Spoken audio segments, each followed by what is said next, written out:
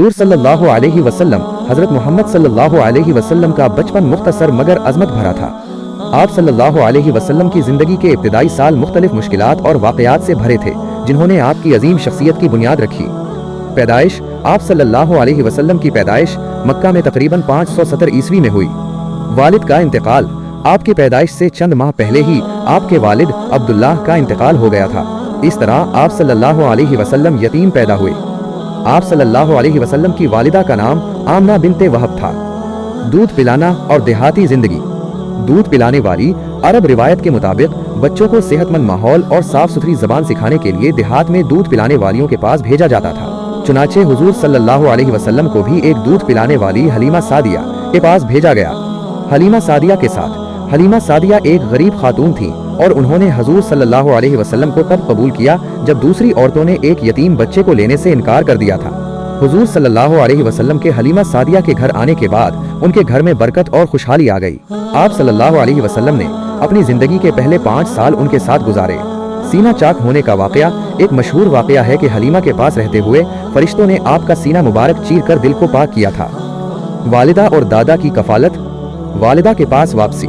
5 साल की उम्र में हुजूर सल्लल्लाहु अलैहि वसल्लम अपनी वालिदा आमना के पास वापस आ गए।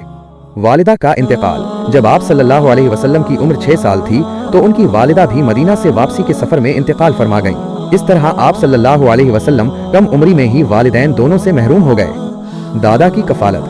वालिदा के इंतकाल के बाद आप सल्लल्लाहु अलैहि वसल्लम की परवरिश उनके दादा अब्दुल मुत्तलिब ने की।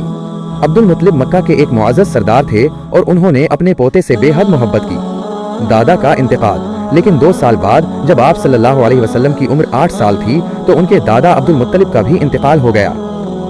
चचा अबू तालिब की कफालत। अबू तालिब की जिम्मेदारी। दादा के इंतकाल के बाद हुजूर सल्लल्लाहु अलैहि वसल्लम की जिम्मेदारी उनके चचा अबू तालिब ने ली। अबू तालिब की माली हालत ज्यादा अच्छी नहीं थी, लेकिन उन्होंने आप सल्लल्लाहु अलैहि वसल्लम को अपने बच्चों से भी ज्यादा प्यार और तवज्जो दी। गिलहा बानी और तिजारत। बचपन में आप सल्लल्लाहु अलैहि वसल्लम ने बकरियां चराने का काम भी किया, जो इस वक्त अरब में आम था। बड़े होने पर आप सल्लल्लाहु अलैहि वसल्लम ने अपने चचा अबू तालिब के साथ तिजारत के सफर भी किए, खास तौर पर शाम की तरफ। इन सफरों के दौरान आपकी अमानतदारी और सच्चाई मशहूर होने लगी। खसलतें और अलकाब। सच्चाई और अमानतदारी। बचपन से ही हुजूर सल्लल्लाहु अलैहि वसल्लम अपनी सच्चाई, अमानतदारी और अच्छे अखलाक के लिए मशहूर थे।